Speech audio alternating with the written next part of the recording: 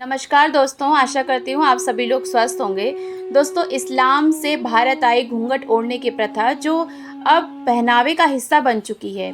घूंघट जैसे कि घुमटा, घोमट, ओढ़नी और चुनरी जैसे नामों से जाना जाता है आज भारत में कई महिलाओं द्वारा ओढ़ा जाता है। लेकिन घूंघट की प्रथा भारतीयों की देन नहीं है, बल्कि ये इस्लाम से आई और धीरे धीरे हमारे पहनावे का हिस्सा बन गई। राजस्थान से लेकर उत्तर प्रदेश तक कई राज्यों में यहाँ आज भी कई महिलाएं घूंघट ओढ़ती हैं। ऐसा माना जाता है कि महिलाएं चेहरा इसलिए ढकती हैं ताकि पराये मर्दों और बुरी नज़र से बचा जा सके।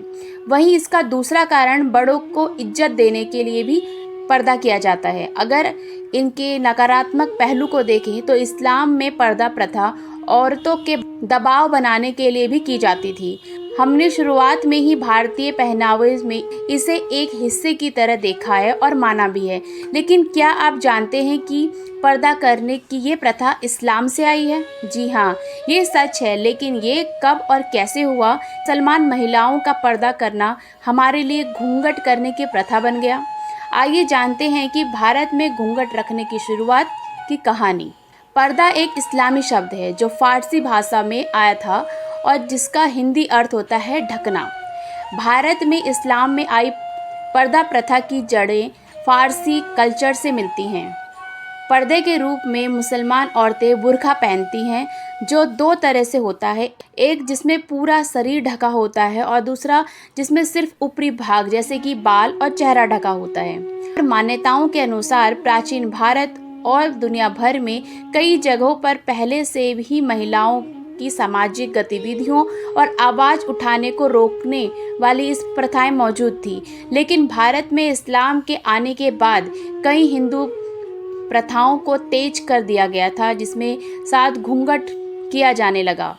ऐसा माना जाता है कि भारत में पर्दा प्रथा इस्लाम की देन है, जिसे भले ही 19वीं शताब्दी में विस्तार मिला, लेकिन इसकी शुरुआत 12वीं शताब्दी के सदी में ही हो गई थी।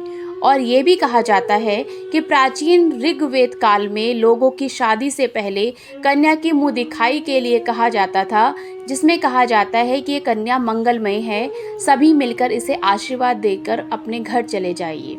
इससे यह भी कहा जा सकता है कि उस समय वधुएं पर्दा नहीं करती थी, बल्कि सभी के सामने खुले सर से आती थी। लेकिन आज घूंघट हमारे पहनावे का एक अहम हिस्सा है, जिसे कई लोग औरतों की आज़ादी का रोड़ा बनाते हैं, तो कुछ उनकी सुरक्षा का कवच।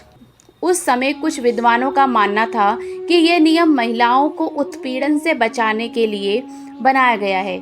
कुछ लोग इसे सम्मान और गरिमा का प्रतीक मानते हैं और आज भी कई जगहों पर यह माना जाता है कि 1900 के दशक के बाद शाही और कुलीन वर्ग की महिलाएं सार्वजनिक रूप से घूंघट ओढ़ने की प्रथा को छोड़ने वाली पहली महिलाएं थीं। इसके बाद 1940 तक खत्म होते होते ये प्रथा कुछ ही हिस्सों में रह गई है और आज ये सब कुछ ही राज्यों या क्षेत्रों तक सीमित है। आपको ये अद्भुत और अनोखी जानकारी कैसी लगी? प्लीज़ कमेंट करके ज़रूर बताइएगा और वीडियो को अंत तक देखने के लिए आपका बहुत बहुत धन्यवाद।